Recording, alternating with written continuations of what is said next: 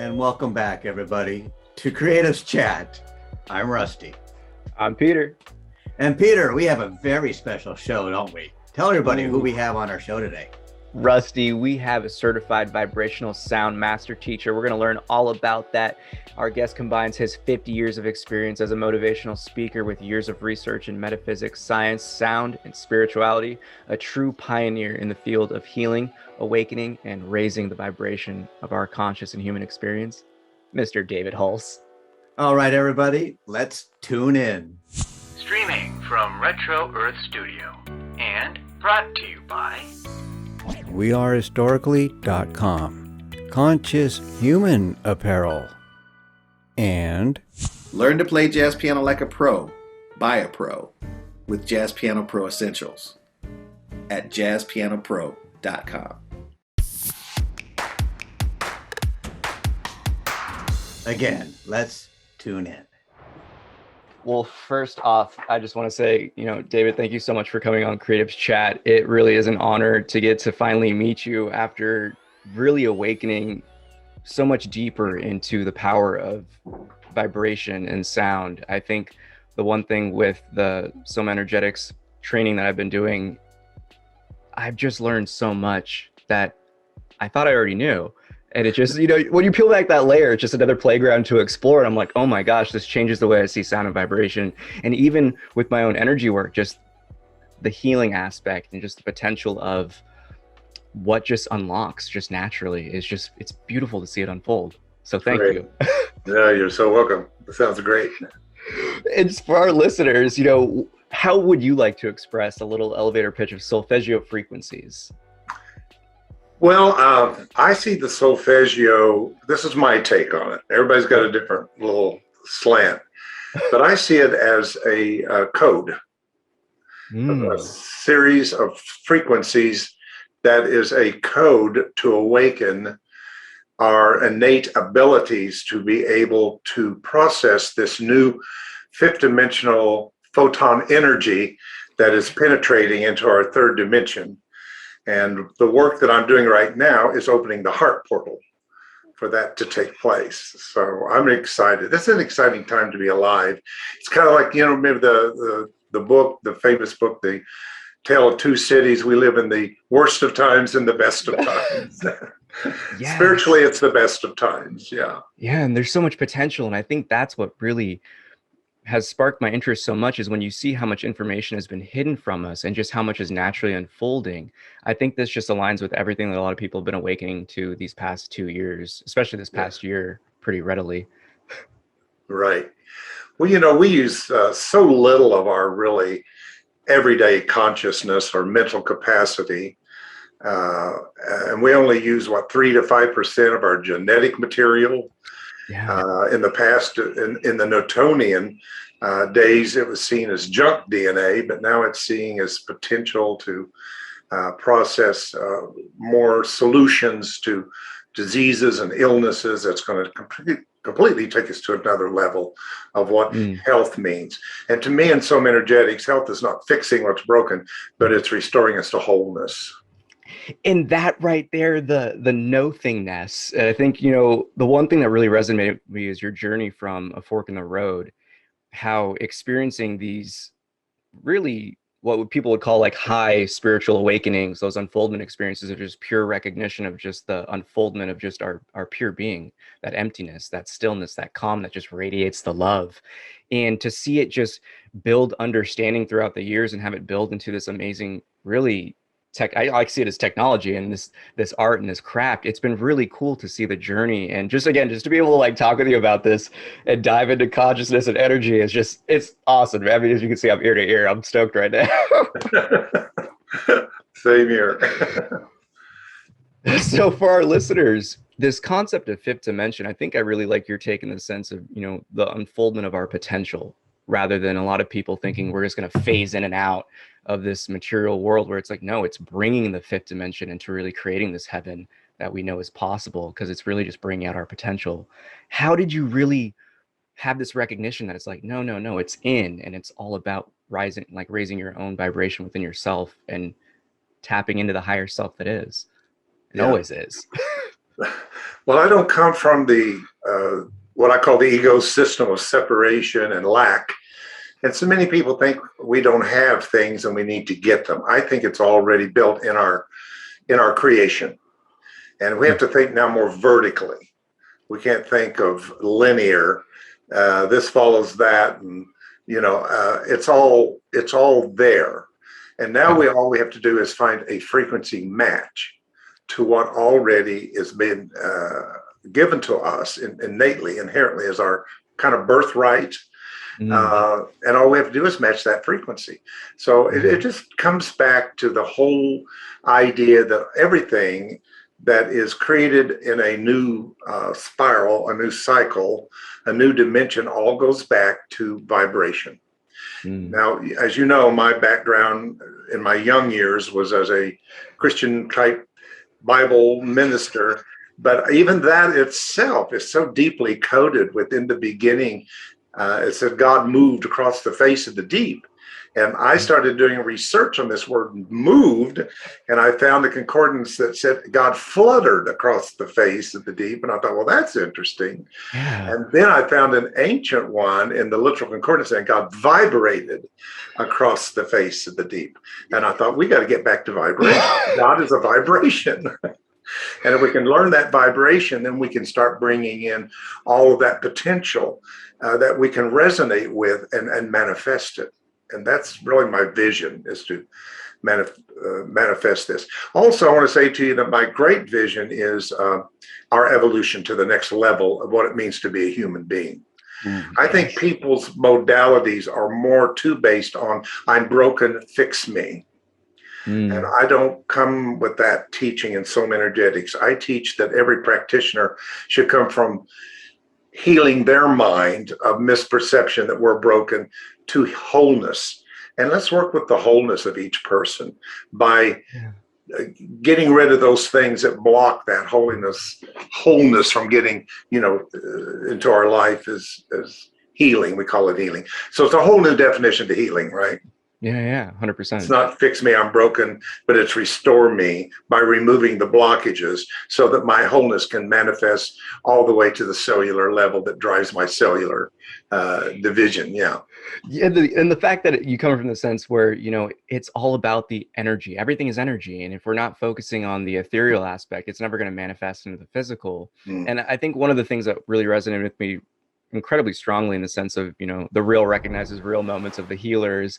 We're not healing you. It's just holding space so you can have the opportunity to tap in to yourself. Thank you. And that's the stuff where I'm like, yes.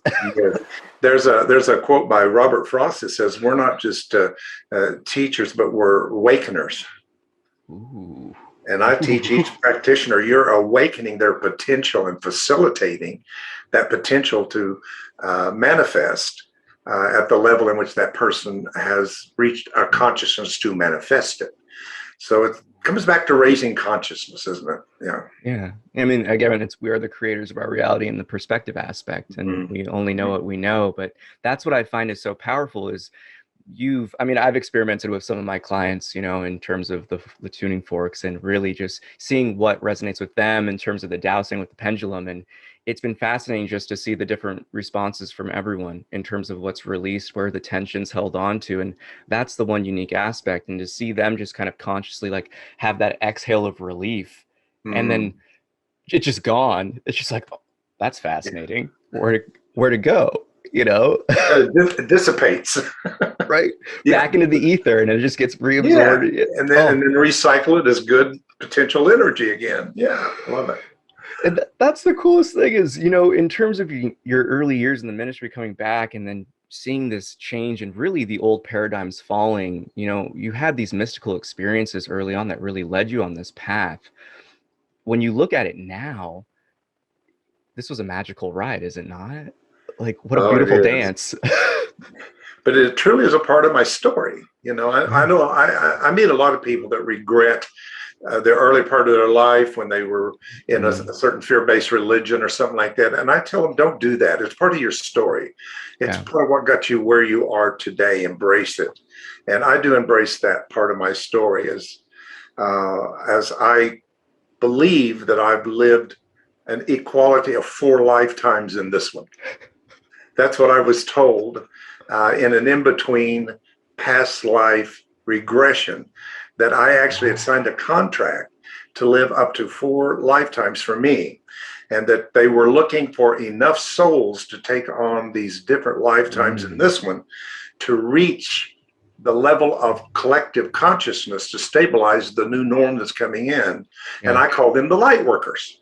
Yeah. So we're putting out the call today, right on this podcast, to anyone out there who resonates the idea, I'm a light worker and I've made a contract, and now I understand why all of the stuff that's gone on in this life has been the fulfillment of those contracts, and I'm stepping up ready to receive the light from fifth dimension and extend it out into the world. Oh, that's beautiful. And there's been so many people awakened and activated as I've seen it. And that's the one thing where I know the universal triggers has just been, it's go time. It's, it's the now or never. And just to see the fact that one spark can just uplift so many others, and then it spreads like wildfire, and that inspiration, others see your transformation, they see the healing, they see the new perspective, and the pureness just unfold back into, I almost like to see it as like the pure soul can express itself fully when you're in harmony like that. That's right. That's right. And it's a beautiful thing to see it. And I think that's the thing here, is the fact of the vibration and energy has been hidden from us. When you were even researching and getting into like the original like models of the tuning forks, how hard was it really just to find the information of just like the true frequencies that resonated with our center, our chakras, our energy centers, our being? Great question. Actually, what happened was before I actually came into the solfeggio frequencies and the tuning forks, about 2 or 3 years before that, I actually in meditation heard the word deoxyribonucleic acid, which I didn't even know how to say. So that's when my mind outgrew my brain, and I knew something was coming through that I had not learned and downloaded. And of course, that's DNA. Yeah. So make a long story short, I became very attracted to working with DNA because I thought, we do all this positive thinking, like changing our thoughts, which is wonderful. I'd rather be into positive than negative. But the thing is, people have to keep holding that, because we're going to go back to the original human blueprint, which is DNA. So I thought, if we can change all our minds if we want to, but if we don't change our DNA, we will not evolve. We'll keep coming back, having to go from a negative back to a positive, the positive to a negative. So anyway, I ended up studying DNA activation workshops under a wonderful teacher out of California. Why I'm saying that is because that introduced me to the 528 hertz of solfeggio, which is so popular now. Now, this is 21 years ago. And the minute I read that the 528 was being used by biochemists to repair DNA, I thought I have to have that frequency. Well, again, make a long story short, I found out I couldn't find a 528C in 12-tone temperament Western scales. And I thought, this is getting interesting. What's going on here? And so I thought, I checked everything I could. Somebody said to me, David, you could take a frequency and have a tuning fork made to any frequency you want. And a light bulb just kind of went on in my head. And my whole past, but tuning fork was, my folks would bring a guy every 2 years to tune our piano with a little tuning fork. Yeah. And so at that time, I also learned that the 528 was a part of a 6-tone scale. And I'm using the word scale loosely because it really isn't a scale in the sense of closed. Yeah. And so I said, well, why don't we just have them all made?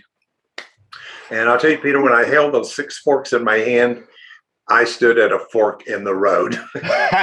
Yes. Literally. And I knew everything was going to change. And I had built a really good ministry and following across the country, and lost most of that over the tuning forks because, they thought I was taking something away from Jesus, I guess, with tuning forks. And I said to them, Jesus was a tuning fork. He was the frequency of God in the earth today. So anyway, that's how it all started. And then I started getting the downloads. It just was an amazing mystical experience of what we needed to do to help people to retune themselves, to become an initiate, to receiving this new energy that's coming in and this new wonderful quantum leap into, I call it from Homo sapien to Homo luminous beings. Our light body, the Merkabah, all of that started coming up. And I was just overwhelmed. I mean, this is not what I was taught in my religion, but I was being taught by something higher than myself. Ooh, and that right there to me is something that just really hit the nail on the head, is the higher self coming through. And when we have these objective experiences to kind of reflect on it, just the fact that, you were introduced yourself into the golden healing energy of that 528. And then you were given that yellow rose download. Oh my God, that to me was like the most mind melting thing, like later on from like the book to the class, where I was just like, wait, what? This happened? I was like, I gotta reread that section. Like, yeah, I know a lot of people who have not experienced my path in something called the baptism of the Holy Spirit, it was called.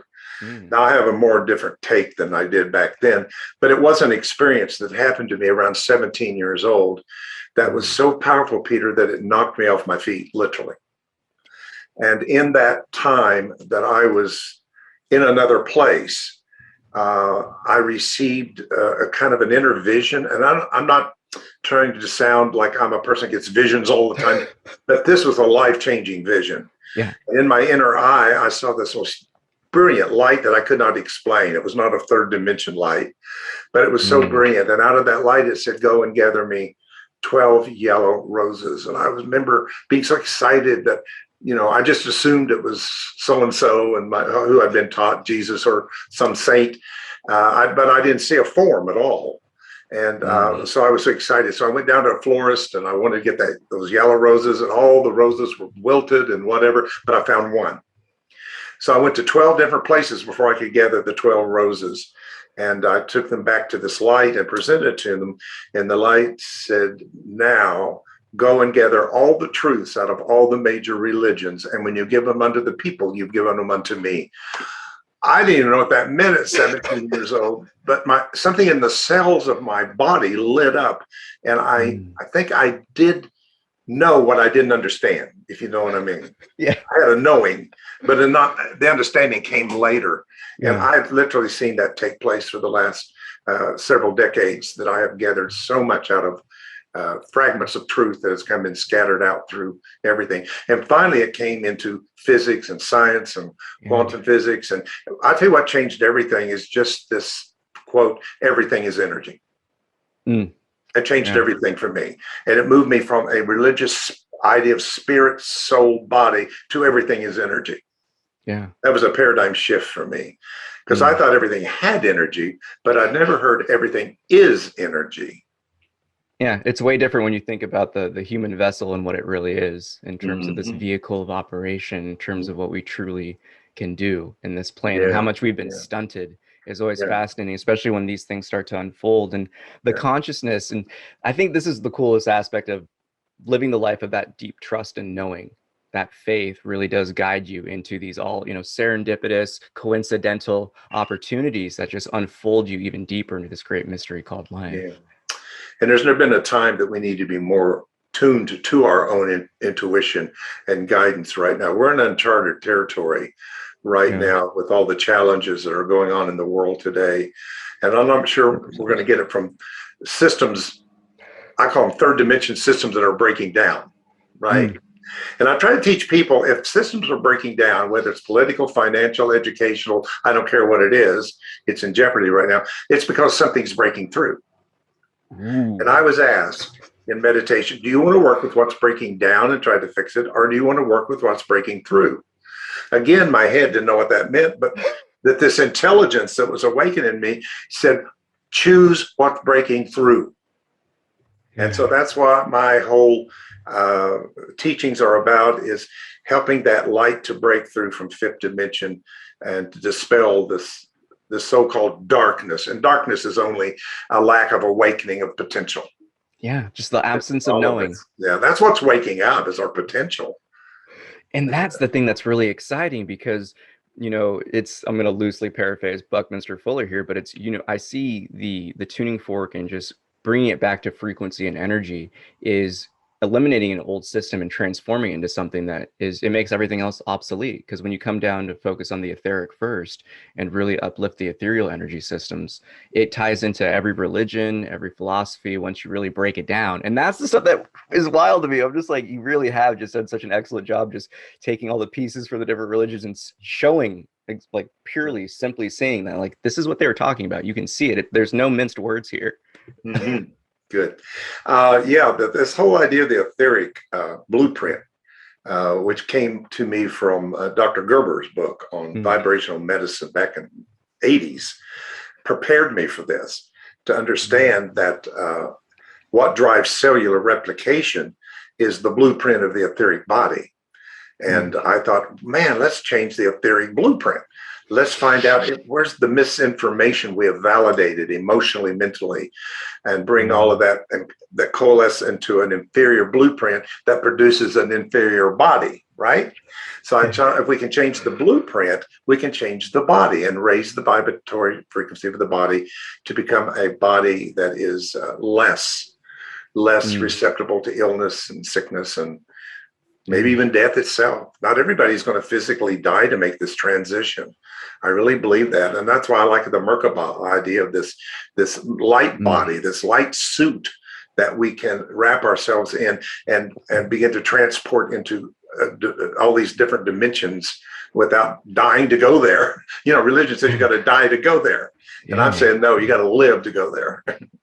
And truly experience it. And that's the fascinating thing, is to see the physicality of it, where it's, for those that are skeptical of any of this type of, you know, energy work, this type of approach to healing or just self-awareness and self-mastery, you know, the crystalline structures in the brain and just how they respond to the frequencies. You're just talking about repairing DNA. Like, there is a proven knowing that we've always had this ancient wisdom. You know, from numerology has showed it. And that's the coolest thing, is learning more and more about the forks themselves. It's just like, this goes way deeper than I expected, and I'm thoroughly entertained. And it's a never-ending rabbit hole of just discovery. And it's been really cool just to kind of dive into this. This is really cool. You know, people see 6 tuning forks, but actually it's what they don't see that is as powerful, like the intervals between the tuning forks. If I take the Oot fork and the Ray fork, 396 and 417, and subtract that, I get a 21 hertz. And that 21 hertz is the connection or bridge between the chakras, and how that we move that new energy that we're bringing in, and how to invest it intelligently through the third energy anatomy is all through the tuning forks. And of course, the tuning forks have a language of their own, and everybody plays them differently. And you learn as a practitioner in using the forks that language, and it begins to tell you what's going on, and you can interpret the forks. And it's an exciting world for those who are really moving into vibration and sound, especially through tuning forks. But bowls or anything that makes vibration and sound is very powerful. There you go. So I'm accustomed to the knowings of the energies, and I would say that, though, the one point that really clicked with me was, you know, developing my own creative flow with the forks was when you're talking about treating it like painting.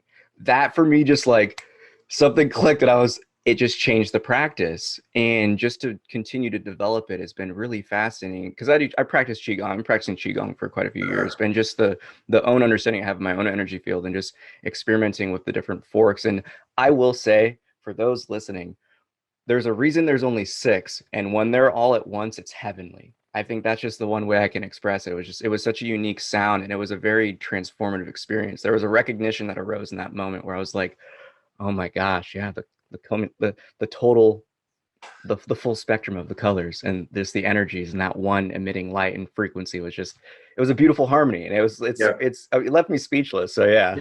Can we talk about that in a minute? Because that was really a great download for me, is because we have 7 major chakras that we are working with. There's many more, but 7.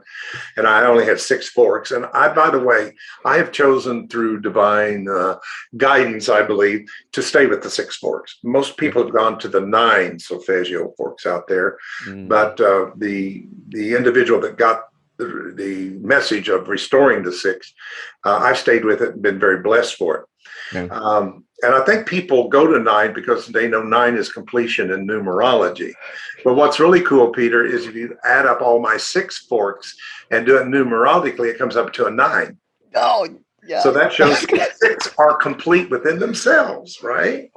So anyway, I thought, well, what am I going to do about the 7th? And I was very tempted to do the linear thing and go to the next frequencies, right? Yeah. And something said to me, no, use all 6 together to make the 7th, which is the crown. Because the crown is more off the body, and it's more of a transcendent connection that we have with our divinity, whatever we choose to call it. And that just made such sense to me. So there is something so powerful about all those 6 forks coming together into a synergetic sound that's greater than the sum of the parts of all the 6 forks. It really is powerful. And then when you combine that with the original, or I should even say the initial grounding with the Om fork, oh yeah, that hits different. Like that was a noticeable shift in terms of the practice. I'd have one of my favorite trees I ground with after my meditations, and when I hit it, I would say just speechless. Don't want to get into it. It's probably the most popular, powerful fork that we have is our Om tuner. And they're just tremendously powerful. To take us back to think, the first time silence was interrupted into a sound, it was Om. And in that Om is the spectrum of all sound. And it's so grounding and so aligning ourselves of all of our bodies come together when they hear that Om sound. And it's an amazing experience. We get a lot of good feedback from the Om. Oh, yeah. And I think that's just something that I've seen unfold even more in just the continual use of the different tuning forks. Is it's a different experience every time. It's fluid, just like the ocean. And it's dancing with the energy versus something so linear and static. Dancing with the energy. I'm going to use that. By all means, it'd be an honor. Now, in your own journey of really like seeing the upliftment of others and their consciousness unfolding, I mean, I just already know from my small scale experience of seeing the transformation in others and them really awakening to their powers. How has it been for you offering this outlet of transformation for the people? Like, it really is just like ahead of the curve. Yeah. Well, I consider myself in the first lines of this message because I've really been talking about this for 30 years. Even I think before I even caught up with the understanding of it, I was channeling it out from my higher self. Because when I go back and look at my old writings or old notes, I'm like, wow, I was talking about that then. So my brain has had to catch up with my consciousness. But it's been fascinating to be in this so long as I have, to watch it grow and to mature, because it was really out there at one time. I mean, it was all woo-woo and totally crazy stuff and all of that. And to watch and see people, especially the 528 that has become so popular, frequency, that's amazing how people have resonated to that fork. But I think the fact that there's more openness, maybe because of the internet, maybe because information is so available to people, that there's people out there who are searchers and seekers that are beginning to find, I think, these wonderful ideas and spiritual concepts of our time. It's been wonderful about what people did thousands of years ago, but what about our time? What was the universe telling us in 2021 in this unique time that we're living? That's what we need to really get in touch with. And I think using these frequencies opens those portals and those vibrational pathways, so that information that is trying to come in, it's not being withheld from us. It's just that we've been not in a place to receive it. And you can't receive what you're not in the place to receive, right? Yeah. So this being tuned is so popular right now with people who are realizing that they can't receive what's coming in unless they're at a frequency, tuned to a frequency to receive it. So I think that's why tuning is catching on a lot out there. Oh, yeah. And again, it's the more I would say, just as life usually goes, the more the pressure is applied, the more opportunity there is for people to have that catalytic moment where they have some type of deep recognition, something gets stripped away, and then they're left with this playground of self-discovery. And it's been really fascinating just to see it continue to awaken more and more people. Yeah, it's a why. I love what you said. It's time to really align with what's going to break through, and I feel like more people are intuitively tapping into that. Yes, sir. It's a movement right now. I'd call it a movement. It's at that point. Riding with the universal waves of consciousness. Yeah, I mean, right it's that away. it's like that, the seemingly perceived otherness, but it's more people are waking into the unity factor. Like, and I love what you say in terms of starting with the heart, in that sense of really awakening on this level of the heart, because that's what really eliminates all of the fear, the doubt, the separation, and allows people to really tap into that higher level of self-knowing, love. I am so thankful that I went through heart math training and became a heart math coach.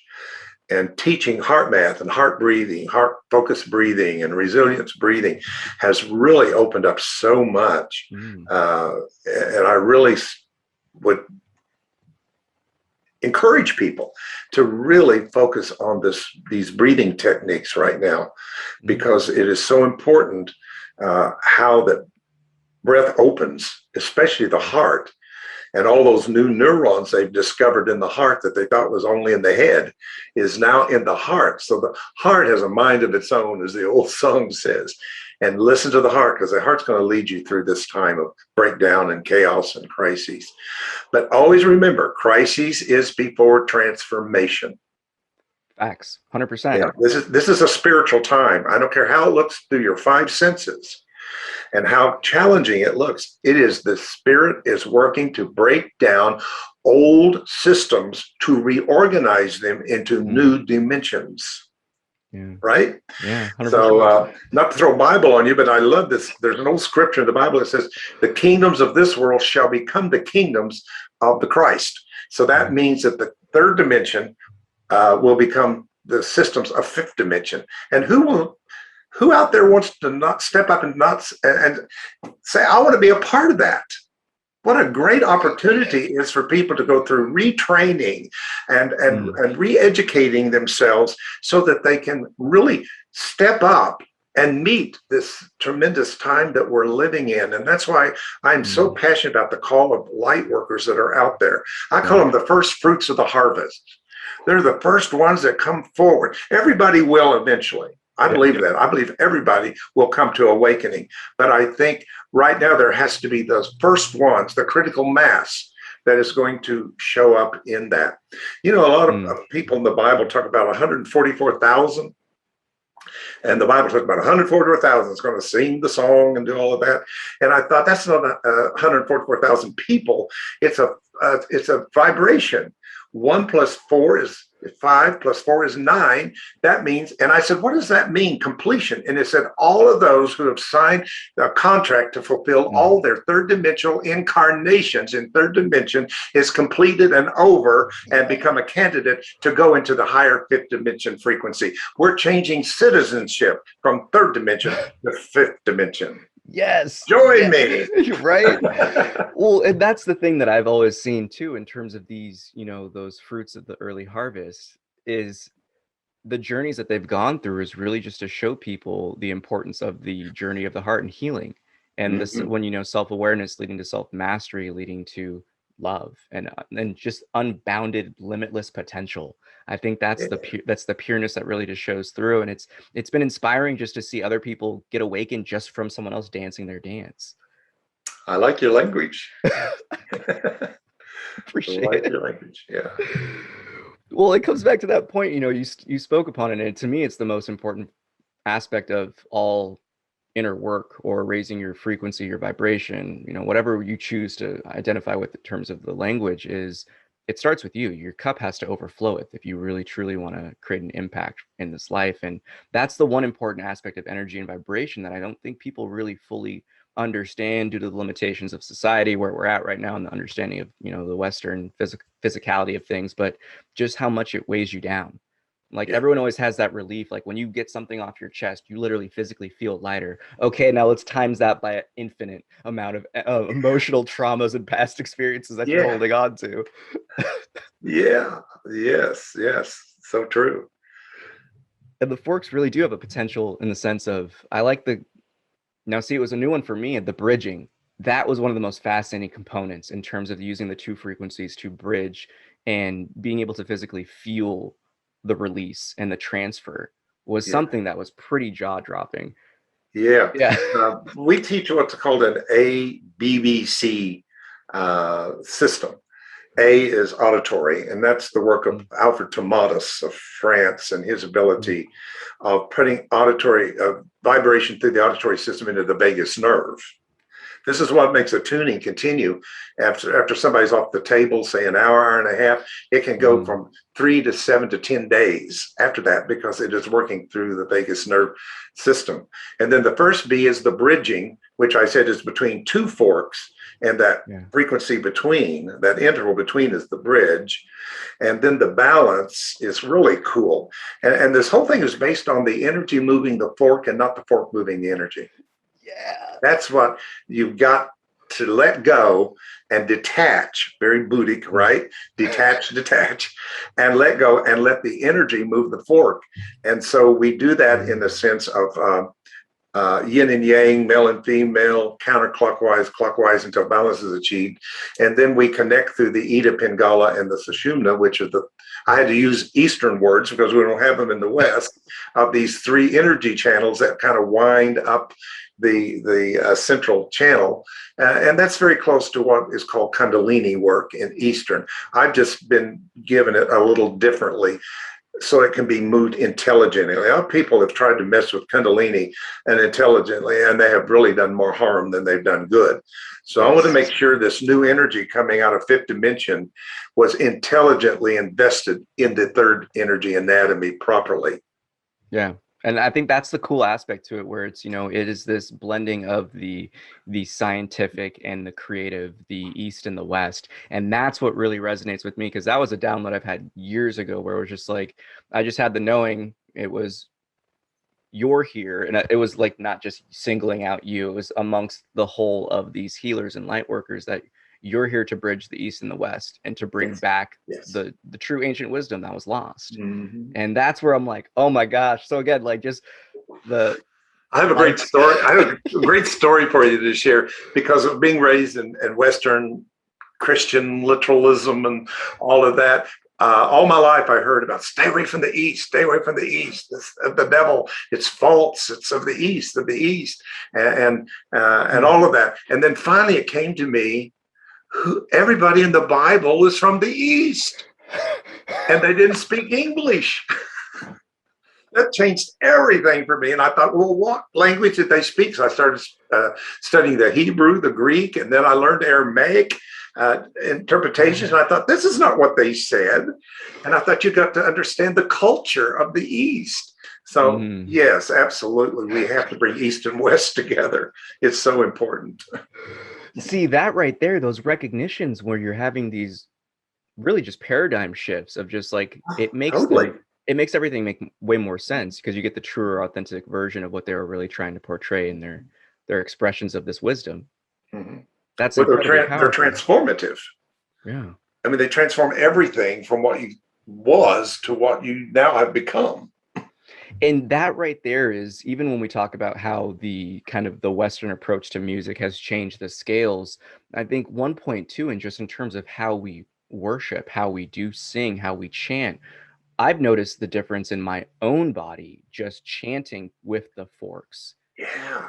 And that's one of those things where it's like, okay, I play piano, like I'll dabble with those things. It's a way different experience. And that's the stuff that really stands out, where it's like, when your body says yes, like I'm on board, and your heart is just like, let's do it. Yeah. Well, most people in the West don't understand that our Western tuning is a closed system, C to C. On a piano is C to C, C to C. But Pythagoras was the one that was so brilliant that he looked up into the stars of heaven and said, how do I get those stars down here? And imagine 2,700 years ago or so, he looked up and he somehow knew that if they're spinning, they're making a sound. I used to carry this little hose with me to workshops, and I go like this until I go woo, woo, woo, woo, woo. Yeah. So that's why every planet and star. And he said, "How do I get heaven to earth?" And and something came to him, and he said, "Don't close the octave, overshoot it, and don't close it." And when he started playing that, it started spiraling and catching the torsion vortex right up to the stars of the sounds of the stars and the planets started coming down through his music. Isn't that genius to think that happened way back at that time? And of course, out of that came the great mystery school that he was a part of. So I think solfeggio is another step beyond even Pythagorean. I think that absolutely it is the next thing of opening up the vertical, multi-dimensional, multiverses, string theory. All of these things become available out of theory to experience through the frequency of the solfeggio tuning forks. Wow, that's a big statement to make, but I'm going to stand on it. It is, but when you really do get the chance to experience it, and I always recommend people, if you haven't yet, you have to check them out. You have to, get a healing, look into it. I highly recommend the phase 1 training because it has changed the entire understanding of what it's about. And I think again, for me, I got to know how it works. I got to know how it's going. And to be able to fully understand the methodology and just to see how it truly is intricate. It's connected and interwoven into everything that we've built our society upon, and we've just gotten forcibly removed from the truth of it throughout the years. And to see it reawakening and coming back into like the consciousness of the masses it's beautiful just to experience.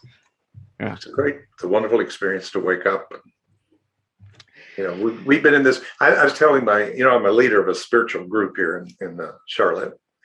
And I was telling the group Wednesday at the class, I said, everybody's going for the American dream. How about let's go for the American awakening? Ooh. Out of the dream. Yeah. Yeah, we've been dreaming long enough. Let's wake up. Well, even in terms of your research and these early developments of, finding out the frequencies that really are the true 6 that you're working with, how was it received in terms of these downloads and different texts and different religious studies? Like, was there a point where you're just like, oh my gosh, they knew this and they knew this, but why did they never connect the two? Because they seem pretty independent. I remember like the China and India, they have their tunings different, and like even in like Bosnia and all the different South and Africa, they have all their different tunings. So yeah, how'd you tie it all together? Good question. Well, first of all, I found it to be coded in the Bible. And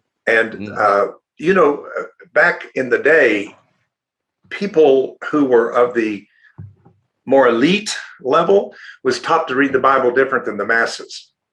And I can mention some names. Mozart, Beethoven, some of the great composers understood how to read the Bible. And it wasn't by accident that they divided it into chapters and verses. And if you go into the book of Numbers, you will find a repeat every 6 verses of the same thing, which go to the 6 solfeggio frequencies. Then if you go into the Psalms, David wrote, and David, we know, used the solfeggio 6 frequencies to write the Psalms and passed it down to Solomon, and they were lost.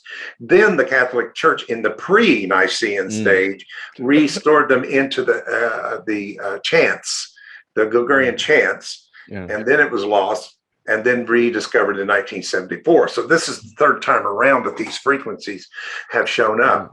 But if you look into David, you will see the 6 degrees, the degree of Solomon, degree of David, degree. So it's all in there coded everywhere, in every religion and every text. The solfeggio are deeply coded for them that know how to read it and to find it. So it's not something that one religion, it belongs to one religion or one group of thinking or school of thought. It actually is so universal. It is so universal frequencies that opens up again the universe to us, the multiverse to us. And right there, nail on the head. I love it because I think the most recent example for Americans to really wrap their mind around is like, the last kind of, I would say the last kind of advocate for the power of numbers and the really just trying to point people towards 369 Nikola Tesla. He was really Yeah. trying to show people towards the power of it. And that's my why it's God. like mind blown when you start to learn more about the tuning forks. I'm just like, oh my gosh, this is so cool. Like it's so ingrained in it's in our beingness, it's in our DNA, it's the universal code. And when you tap into it, it's Amazing. Changes everything. Yeah, he said if you have 3, 6, and 9, you have the key to the universe. Yeah. And think about, the Bible talks about the keys of David.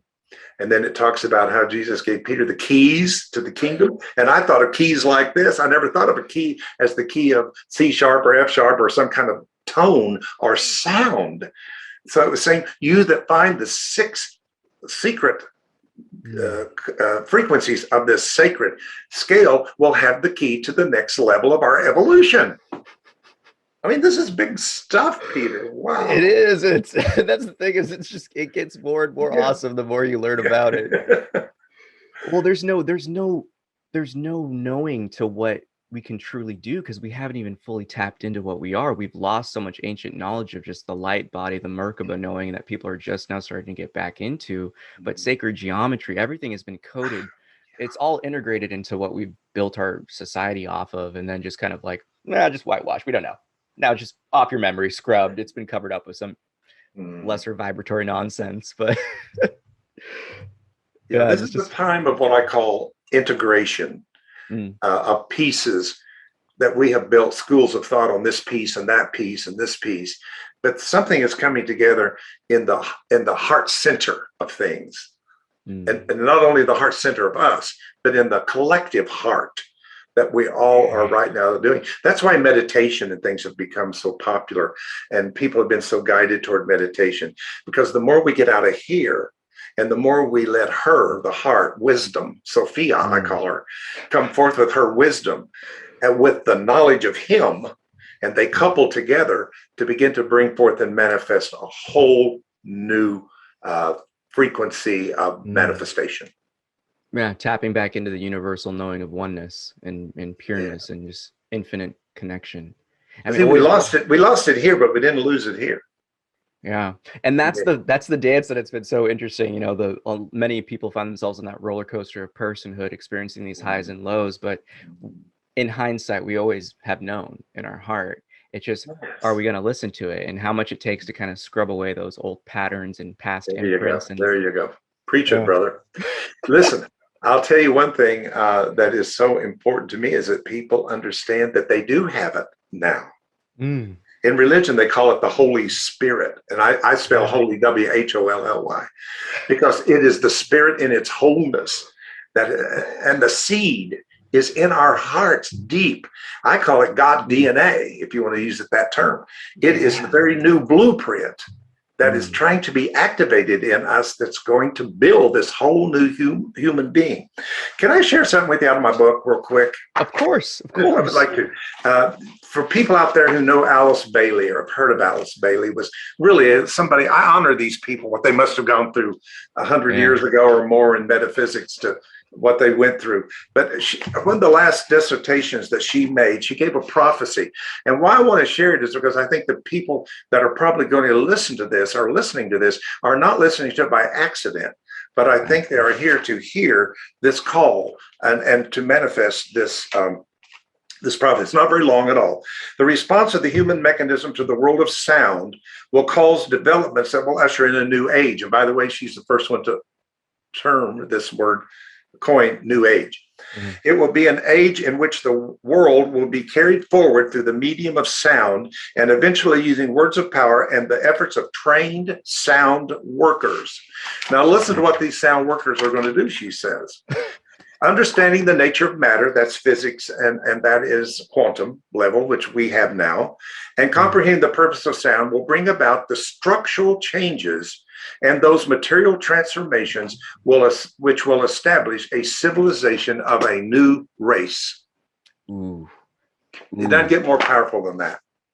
Well, that's in my book here. And it's an amazing quote of hers. And I think we're fulfilling that right now. See, I think two things are going on emotionally. Part of me is sad. And the part's sad is because there's a part that I've known is dying away. And then there's a part of me that is rejoicing and glad because there's a new part being birthed So I'm experiencing birth and death simultaneously at the same time. And people need to know that and not go over into one or the other, but stay balanced between the death and the rebirth of humanity. Yeah. Stay in the truth of it all. Just watch it. Yeah. Just be the witness. And right there, you know, and I love that you brought A.A. Bailey, because I mean, the entire, like, A Fork in the Road is filled with just so many different ties. And I think that right there too makes it even extra special in terms of just like the uniqueness of the solfeggio frequencies. Is every different type of study has always been talking about this in one way, shape, or another. And when they're tied together in such an really an articulate and eloquent way, it's fascinating just to see the point that we're at has been building for so long. And to see that we're finally here, it's an honor. And I think that's what a lot of people, like you were saying, in terms of just getting caught up in either the positive or the negatives, is they're forgetting that it's the humbling journey to really remember, like, why we don't want to go back, why we really want to make things move forward and bring in that new energy. It gives a new meaning to Buddha's idea of take the middle road. Right? Yeah, he had it. He understood. Stay in the middle. Oh my gosh. Yeah, I love that. I love that. And again, these things are like hundreds of years old. Like, A.A. Bailey's going back. I mean, for me, I remember getting introduced to her with the consciousness of the atom. And that was a concept right there. It's like, okay, every atom is conscious. I mean, okay, so let's break this down, you know? Yes, you got to honor that. Absolutely. And in that, I guess you would say, in that honoring of your own truth and really allowing things to unfold, I would say is you've been doing this for many years before people were really fully tapped in. What was your driving force to have you keep continuing this work? Wow, well, that's a good question. Loaded question. I think the fact that I felt, how do I say it? I like to say sometimes I had a different rapport with time and space from the time I was born, that somehow I saw the world differently than most people, and I felt different. And, you know, back in the day, if you're different, you're treated very different. And I think I went on a quest to try to find who I really was. It was like a feeling, it's almost like a feeling like, this is not my home. E.T. call home. If you get my saying. Oh, yeah. Where did I come from? But I'm not sure this is my home. My destiny is in this earth, third dimension. I didn't know third dimension, but in fact, one of the first songs I used to sing when I started preaching and ministering, this world is not my home, I'm just a passing through. And I'm like, well, I get it. So I knew I was here. And I like this idea. Barbara Marx Hubbard coined this idea of conscious born, that those souls that I said who have made these contracts to be part of the light workers, I think they didn't, oh boy, again, it's some deep stuff here, but I don't think that they incarnated through the same portals that everybody else did, but has come through a portal that was made for us called the Christ portal. And therefore we didn't dumb down enough to forget everything, but we came in with this, there's something missing here. I've forgotten something. I need to remember it. And therefore it put us on a trajectory of a different path in our life that has made us very misunderstood, even by our family, by our friends, society, cultures, and so on and so forth. So we've kind of been in the world, but not of the world, right? Yeah. And now we're finding each other and finding ourselves. And this is what's exciting of this light community that's coming together. That's going to be like a city set on a hill that cannot be hidden. Ooh, powerful. I resonate with that so heavily because, you know, I find in my own practice, I've been always drawn to, you know, helping other quote unquote healers, light workers heal and really kind of process the experience of being an outlier, of being the one in the family who sees it differently and the experiences of that. But the one thing that always is fascinating to see is that innate curiosity is the one thing that ties every light worker together, is that you always remain curious, no matter all the indoctrination systems try to shove you down. I love that you're saying that, because tomorrow morning I'm speaking on divine discontent, the soul's yearning. I love it. I think there's a deep yearning in the soul right now to be expressed. And I hope that people will heed to that call of the soul's yearning to be made manifest, because I think it's tired of being imprisoned in humanity. And I think it wants to be free to become humanity. Ooh, Ooh. Yeah. Ooh. Everything's been within, and I've changed the whole thing to as, not in. Change all your ends to as, and you will see where we're going. Yes. Not God in me, yes. it's God as me. It's not love in me, it's love as me. It's not light in me, it's light in as me. Yes. This is the coming that everybody's looking for. Whether it's a man out of the sky called Jesus, or a spaceship for a mothership to come and get us, or whatever it is we're looking for, is already inside of us. It's not coming out there. It's coming from in here. That makes me so happy, because for me, I remember, because I had a pretty unique experience. My parents were like, you can choose kind of what religious teaching you want to do. I kind of stayed in my own lane, doing my own things, but I was experienced a Southern Baptism, or a Southern Baptist, Okay. the Judaic faith, and I went more so like the Eastern study route, and just to see the unfoldment of how everything has been changing within each kind of sect of philosophies has been really profound, just to see people awakening to the concept of, it's not just waiting around for someone to come save us. It's awakening to the deeper message of what he was really saying. Like, the kingdom of heaven is within. We must awaken to the Christ energy within us. And that's when we become that unique radiating source of just being. And that's like, yes. I got chills. I got chills right now.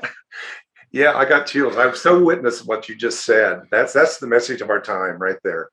But that's so controversial, and I can only imagine like that experience of, and honestly, even nowadays, I get persecution from my friends that are in the religious communities, of just even saying that it's like, no, Jesus was always trying to have us awaken to the Christ within ourselves. Always was saying it. The kingdom of heaven was within. That was like very clear, using I am to evoke the presence of the one, but like, it's But all about why don't they understand? Get their own Bible. It says Christ in you, Christ in you, Christ in you, Christ in you. Christ is everywhere. Jesus is not everywhere, but Christ was. So Christ is not his last name, right? Christ is the discovery of the universal self we all are, the only begotten of a creator. Oh my gosh, dude. Yes. I love it. I love it. Because it's something that, I don't know. I think that might just be the indoctrination, and just the kind of, I almost wonder, like the karmic generational baton that's been passed on, of just like low self-worthlessness. You're just that detached from the creator that you don't feel worthy, that you are capable of that. Like, Man, it's so deeply rooted, but oh, that's it. The unworthiness, the original sin idea is so ridiculous, that I'm paying for Adam's sin, that a baby is born in sin. And it's just so insane to me. Thank you. And again, the Bible contradicts that. It says we were found in God before the foundation of the world, and found blameless and with all spiritual blessing. So blessing is original, not sin. Ooh. And just living out that grace. And that's where you see the I don't know how should I phrase this to be friendly for everyone. The dumbing down of the right, the dumbing down of the masses to really lose sense of our truth and what life is and what we are. And you see the result of it today. Yeah. Absolute insanity. But I want to say, out of all of that, it is a time for the light to rise out of it, out of the chaos, out of the breakdown, out of the confusion, out of the warrings between us, the divisions between us. Is going to be this great appearing of this light from fifth dimension that's going to burn out everything that has been hay, wood, and stubble, and does not have any root in reality whatsoever. It's the burning through of illusion coming from the solar plex. That's so awesome. Yes.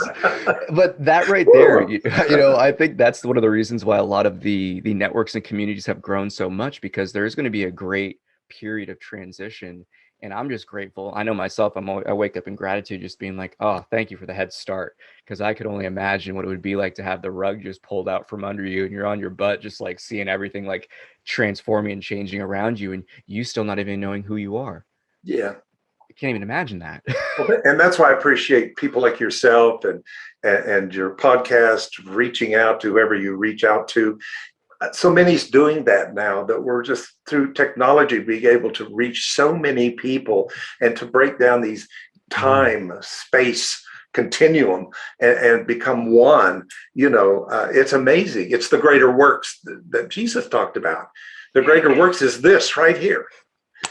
He didn't go 50 miles probably in his whole life. I don't know. They say he went to India and all that. Maybe he did. But the point is, I can be here and you can be where you are. And there's no time, no distance. And that's the switch. It's the subtle transformation of, are we allowing ourselves to be controlled and consumed by the technologies, or are we actually using them as the tools of interconnection? That's a whole new podcast we should do on technology. It's a double-edged sword, no doubt about it. It really is. Well, and that's the area, or I should say the era of which we're embarking into, is the personal accountability. That's what it takes, because so many people have given away their free will seemingly to others in terms of their life, their road they're going to take, and to really take the reins back in your own experience and allow yourself to unfold in the flow of life, and no longer like have any quarrels and qualms against it, just to embrace what is and go with the flow and let life unfold before you. That's right. So true. So true. So I just got to say, David, again, thank you so much for coming on Creatives Chat. I'm going to have you stick around for the after show. And for those watching, thanks for tuning in. Roll the outro. Thank you so much. That concludes this episode of Creatives Chat. Thank you for watching. Join us every Thursday at 3:33 p.m. Pacific Daily Time as creative minds get together and chat about who knows what. View more episodes on our YouTube channel. Don't forget to like and subscribe. Thanks again to our sponsors for making this show possible. Thank you, We Are Historically, for your conscious human apparel. Shop online at wearehistorically.com. Hi, I'm Darius Wilrich. I'll teach you everything you need to know about playing jazz piano like a pro with my 12-week online video course and downloadable guidebook, Jazz Piano Pro Essentials. Enroll today at jazzpianopro.com. Thank you for joining us. Have a happy always. So I am just like floored. That was dope. We can do it again if you'd like. Oh, definitely. No, I mean, this is definitely going to have to be a recurring thing, because there's so much more to tap into. You and I could probably talk on and on. And subscribe to be notified of future episodes. Oh, yes. Yes.